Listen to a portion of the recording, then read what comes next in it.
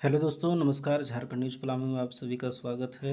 आज मैं कौन कौन से इस परीक्षा में कल हिंदी पेपर का जो क्षेत्रीय भाषा जो रखे थे, कैसा कैसा प्रश्न आ रहा है, सारा चीज़ मैं क्लास में मैं बताऊंगा। और ये परीक्षा का पैटर्न किस तरह से था, लोग कैसे तैयारी करके गए और किस तरह से प्रश्न पूछा गया है, मैं इसमें सारा चीज़ बताऊँगा। इससे पहले वीडियो को पहली बार हमारे चैनल पर देख रहे हैं तो चैनल को सब्सक्राइब कर लीजिएगा। और चलिए मैं दिखाता हूँ कि कैसा मतलब आज प्रश्न आया था और कहाँ कहाँ से आया था। मैं सारा चीज़ बता रहा हूँ। बहुत सारे छात्र का तैयारी जिस तरह से हुआ था, पसीना छूट गया इस तरह से समझ जाइए। हिंदी को बहुत ही आसान लेकर चल रहे थे, लेकिन इतना आसान नहीं था। बहुत ही अंदर से क्वेश्चन पूछा गया था, और जो पूरा गहन अध्ययन किए होंगे उनको शायद कुछ अच्छा हो गया होगा, अन्यथा ऊपर ऊपर बढ़ने वाले के लिए तो कोई चारा ही नहीं था। चलिए मैं दिखाता हूँ प्रश्न किस तरह के आए थे, कहाँ कहाँ से आए थे। तो चलिए देखिए कौन कौन से प्रश्न आए थे, मैं दिखाता हूँ आपको। देखिए यहाँ से ये है कि इस तरह से परीक्षा का लेवल था। और जिस तरह से परीक्षा में प्रश्न पूछा गया था, सच है वरिता जब भागती है जब उसके पैरों में, ये प्रश्न आया हुआ था दोस्त। सच है वरिता जब भागती है जब उसके पैरों में राजनीतिक छलछंद की धूल उड़ती है, कथन किस चरित्र का है, किसने कहा था? शिखर स्वामी कहे थे, मंदाकिनी कहे थे, या फिर रामगुप्त या ध्रुव स्वामी कहे थे? तो इस तरह से क्वेश्चन आ रहा है। तो अभी तो आ चुका है, तो ये तो आने वाला है नहीं। लेकिन इसका सही राइट आंसर मंदाकिनी होता, ये सही जवाब होगा। उसके बाद और कौन से प्रश्न आए थे, मैं कुछ आपको दिखा दे रहा हूँ। ये आपका ध्रुव स्वामी कहानी था, उसी से मतलब आया था। उसमें रामगुप्त समुद्रगुप्त के दो पुत्र थे, रामगुप्त और एक चंद्रगुप्त। तो चंद्रगुप्त छोटा मतलब बेटा था समुद्रगुप्त के। उसी में ध्रुव स्वामी जो है सो ये ध्रुव स्वामी जो पत्नी किसका था? तो रामगुप्त के था। लेकिन ये सच्चा प्यार किससे करते थे? तो ये आपका चंद्रगुप्त के साथ करते थे। कहानी तो सभी लोग पढ़े होंगे, लेकिन कथन को किसने कहा था, यहाँ से पूछा है। सच है वरिता जब भागती है जब उसके पैरों में राजनीतिक छलछंद की धूल ना छल छंद की धूल उड़ती है, कथन किस चरित्र का है? तो मंदाकिनी इस बात को बोल रही थी। चलिए अगला प्रश्न क्या है देख लेता हूँ। फिर देखिए यहाँ से कुछ प्रश्न आए हैं। इस तरह से आपको प्रश्न आएगा, देखिए इस तरह से प्रश्न आएगा और इसको याद ही कर लीजिएगा। यौन तेरी चंचल छाया, इनमें बैठे घूंघट पर पी लूँ जो रस तू हो लाया। ध्रुव स्वामी में यह गीत किसने गाया है? तो ये कोमा के द्वारा गाया गया है। इसी तरह से प्रश्न आ रहे हैं दोस्तों। मैं थोड़ा सा पैटर्न दिखा दे रहा हूँ, और मैं दिखा दे रहा हूँ कौन सा प्रश्न है। ये देखिए, ये भी आपका यहाँ पर ये प्रश्न पूछा था, यहाँ से आया हुआ था एक प्रश्न। और ये प्रश्न था ठाकुर के जमादार का क्या नाम था? साफ इसी तरह से प्रश्न पूछा था, तो इसका नाम लल्लू था। ठीक है, ये प्रश्न आया हुआ है इसलिए मैं दिखा दे रहा हूँ। और इसमें और मैं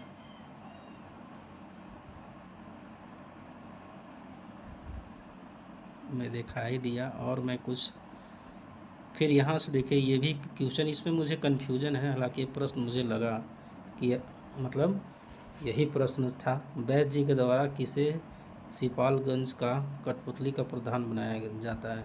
शनिचर या मंगलदास को? वहाँ पर सिपालगंज का नेता चुना गया, इस तरह से मतलब कुछ था क्वेश्चन।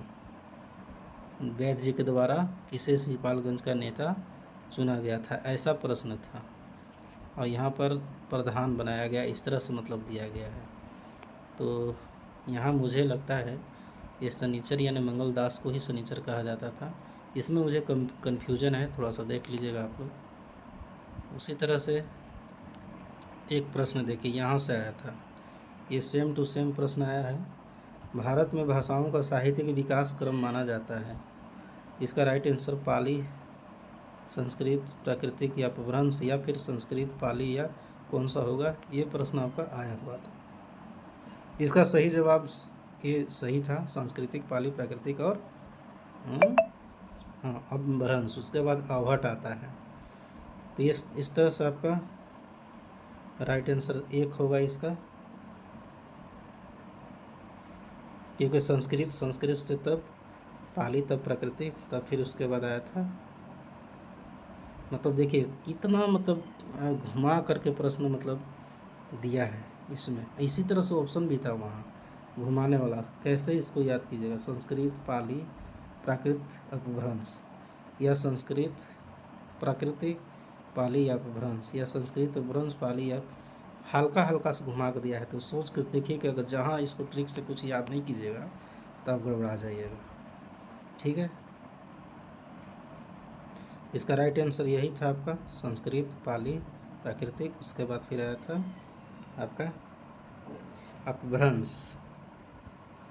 तो ये सही जवाब हो गया। उसके तरह से और कौन से प्रश्न आए थे, और मैं और ज़्यादा करके देखिए इसमें ज़्यादा अलंकार से आपको क्वेश्चन आए थे। अलंकार से कम हमको लगता है कि 20 प्रश्न आए होंगे। अलंकार से कम 20 प्रश्न आए होंगे। उसी तरह से आपको रस से प्रश्न आए थे, रस से भी प्रश्न आए थे। रस भी तैयारी करके जाना है आपको। रस से कम 5-6 क्वेश्चन था, 5 से 6 क्वेश्चन था। उसी तरह से आपको छंद से भी कुछ प्रश्न थे। छंद से ज़्यादा नहीं थे, 3 या 4 क्वेश्चन थे। उसी तरह से और भी प्रश्न आपको मैं बता देता हूँ। अलंकार बता दिया, रस बता दिया, छंद बता दिया। तत्सम तद्भव, तत्सम और तत्भव से कुछ प्रश्न थे।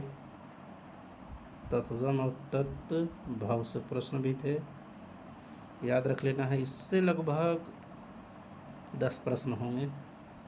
तत्सम तद्भव से 10 प्रश्न लमसम इससे भी प्रश्न होंगे।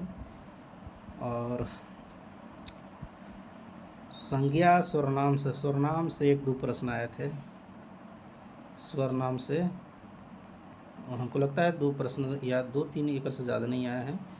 और संज्ञा से भी आपको ज़्यादा प्रश्न नहीं आए, 1 या 2 प्रश्न आए हैं। 1 या 2 प्रश्न आए हैं, इससे भी ज़्यादा नहीं है। विशेषण से प्रश्न आपको आए हैं, इससे 3-4। विशेषण से कितना प्रश्न आया है?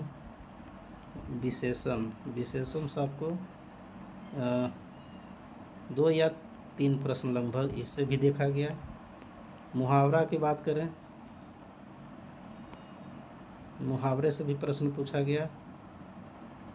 मुहावरे से प्रश्न तो लगभग 2-3 प्रश्न इससे देखा गया है, यानी 2 या फिर 3 प्रश्न, इससे ज़्यादा नहीं था।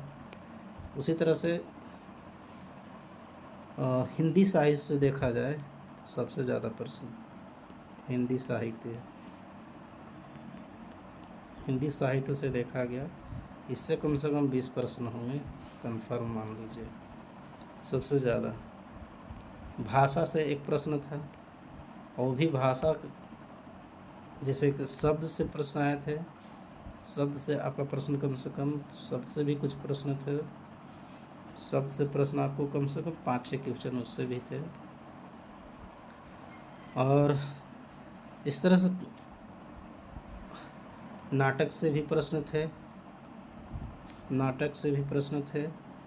नाटक से लमसम कितना हम प्रश्न कह दें, 5 या 6 क्वेश्चन थे। उसी तरह से कहानी से भी प्रश्न थे। कहानी से 5-6 क्वेश्चन थे, 5-6 क्वेश्चन उससे भी थे। उसी तरह से आपको कविता जो कि कविता से प्रश्न, काफ़ी प्रश्न थे। कविता से आपको इससे कम से कम 10 से 11 प्रश्न थे। जैसे कविता का कोई पार्ट्स लिख दिया जाता था, और लिख दिया जाता था कि ये किस कविता का मतलब भाग है। आप सोच लीजिएगा, देख लीजिएगा, इस तरह से मतलब परीक्षा में पूछे गए हैं। और उम्मीद करता हूँ आज का वीडियो आप लोगों को कैसा लगा बताइएगा। इस तरह से अगर किसी और का नॉलेज होगा तो। और ये पूछा था, एक शब्द था पोखर का, यानी पोखर का पूछा था कि इसका तत्भव बताइए क्या होता है। पोखर का ये तत्भव पूछा था। फिर समुद्र एक आया था कि भाई, एक यशपाल से भी कुछ प्रश्न आया था।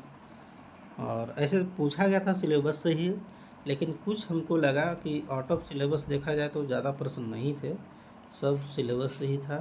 लेकिन परीक्षा का पूछने का मतलब इतना गहराई से था कि जिसको मतलब ऊपर ऊपर अगर खाली ऑब्जेक्टिव टाइप यूट्यूब से मोबाइल से देख करके गए होंगे तो उसके लिए असंभव बात है, और सारा चीज़ गहन अध्ययन करके जो गए होंगे उसके लिए भी कठिनाई हुआ होगा, क्योंकि पूछने का तरीका ही अलग हो गया क्वेश्चन।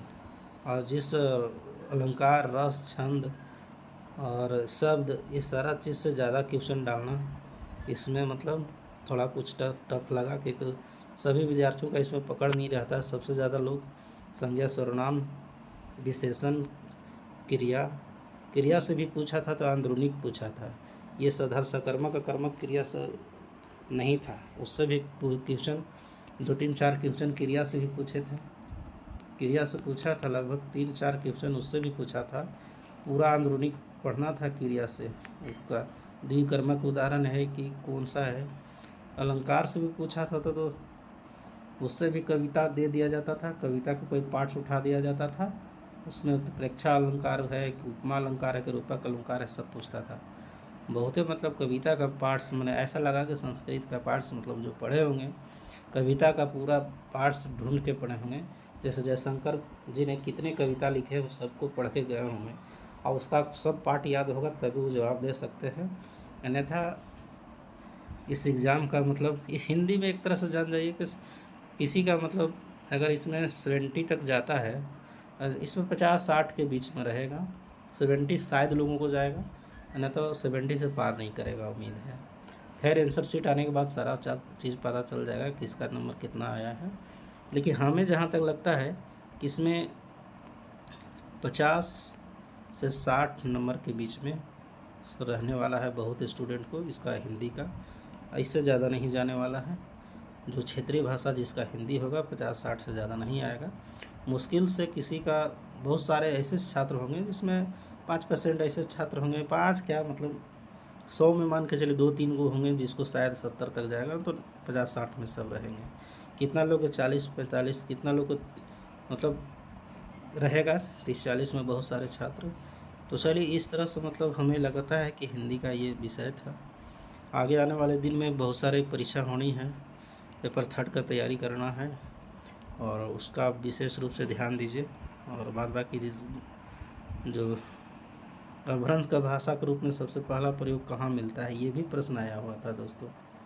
ये वाला ये था, अपभ्रंश का भाषा के रूप में सबसे पहला प्रयोग कहाँ मिलता है, ये सेम टू सेम था क्वेश्चन। तो चलिए फिर मिलेंगे अगले वीडियो में, तब तक आज के लिए इतना ही।